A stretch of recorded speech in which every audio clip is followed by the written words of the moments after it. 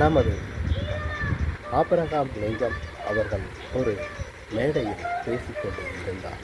அப்பொழுது ஒருவர் எழுந்து இருந்து, உங்கள் தந்தை செருப்பு தைக்கிறவர் தானே என்றார்.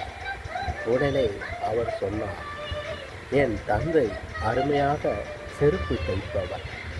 அவர் செருப்பை அவரும் தைப்பார், மற்றவர்களுக்கும் செருப்பை தைத்து கொடுப்பவர் வல்லவர்.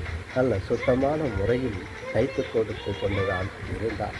அதுபோலத்தான் எனது செருப்பையும் நானே தைப்பேன் என்று உருக்கமாக சொன்னார். பதில் கேட்ட உடனேயே தயங்காமல், ஏனென்றால் இதுவரை எந்த புகார்களும் என் தந்தை மீதோ என் மீதோ வரவில்லை.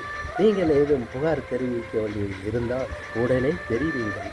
அதில் ஏதும் குறைகளோ இருந்தால் நாங்கள் அதை எடுத்துக்கொண்டு அதை சரி செய்து இன்னும் நல்ல முறையில் தைத்து தருகிறோம் என்று உரைத்தார்.